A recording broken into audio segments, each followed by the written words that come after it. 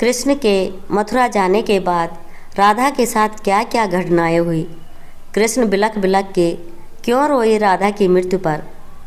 पौराणिक कथाओं के मुताबिक राधा को 8 साल की उम्र से श्री कृष्ण से प्रेम हो गया था। वे उनके दैवीय गुणों से परिचित थी और जानती थी कि वे भगवान विष्णु के अवतार हैं। इसके बावजूद वे उन्हें सांसारिक मानव के रूप में देखती थीं और उनसे अटूट प्रेम करती थीं। मामा कंस के वध के लिए श्री कृष्ण मथुरा गए और वहां पर कंस समेत सभी आतताइयों का काम तमाम किया। इसके बाद वे मथुरा के राजा बन गए। वहां पर जरासंध के बार बार हमला होने पर वे गुजरात के द्वारिका चले गए और वहां पर नया राज्य बसाया।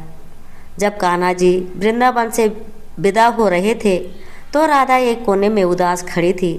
उन्होंने भगवान कृष्ण से कहा कि वे भले ही उनसे दूर जा रहे हैं, लेकिन वे उनके मन में हमेशा बसे रहेंगे।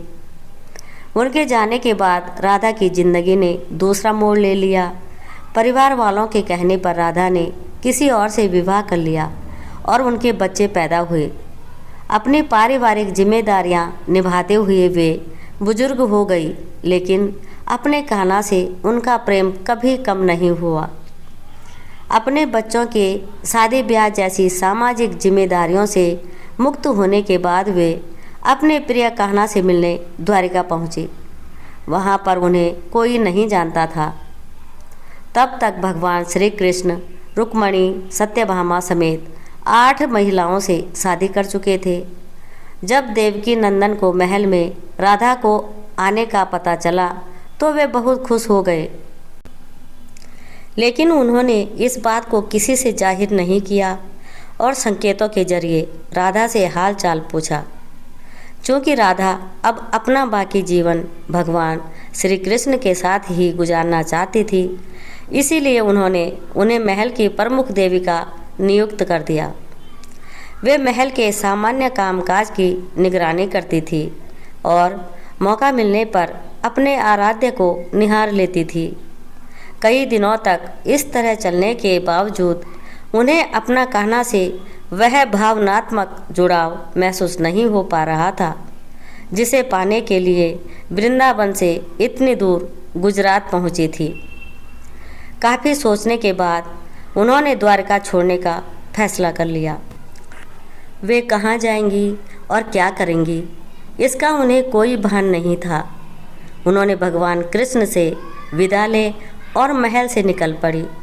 उन्होंने महल से दूर जाकर कान्हा जी के साथ दोबारा से आत्मिक संबंध स्थापित करने का फैसला किया था। धीरे धीरे वक्त बीतता गया। अकेलेपन, बुजुर्गावस्था और कान्हा से दूरी की वजह से राधा गंभीर रूप से बीमार हो गई। जब उन्हें अपना अंत नज़दीक नजर आया तो उन्होंने अपने प्रियतम कान्हा को पुकारा। राधा की पुकार सुनते ही भगवान श्री कृष्ण उनके पास पहुँचे। वहाँ पर उनकी दारुण हालत देख उन्हें बहुत दुख हुआ। उन्होंने उनकी मदद की इच्छा दिखाते हुए कोई भी मनोकामना मांगने के लिए कहा। राधा ने विनम्रता इनकार करते हुए कहा कि उनके आने से उन्हें जीवन में सब कुछ मिल गया है, अब उन्हें कुछ और नहीं चाहिए। भगवान श्री कृष्ण के दोबारा अनुरोध करने पर राधा ने उनसे बांसुरी की धुन सुनाने का आग्रह किया।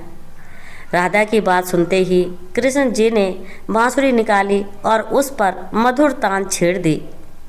वे कई घंटों तक राधा को बांसुरी की मधुर धुनें सुनाते रहे। अपने प्रिय कान्हा की बांसुरी सुनते सुनते राधा ने देह त्याग कर दी और आध्यात्मिक रूप से हमेशा के लिए भगवान श्री कृष्ण में विलीन हो गई। उनका निधन होते ही श्री कृष्ण भी बिलख बिलख कर रोने लगे, जिससे उनकी आंखें लाल हो गई। वे अपनी प्रिय राधा की मृत्यु को सहन नहीं कर पा रहे थे। कहते हैं कि राधा के जाने से श्री कृष्ण अंदर से इतना टूट गए कि उन्होंने प्रेम के अंत के रूप में अपनी बांसुरी तोड़कर फेंक दी और उसके बाद दोबारा कभी उनकी मुरली की धुन किसी ने नहीं सुनी। जय श्री कृष्णा, जय श्री राधे।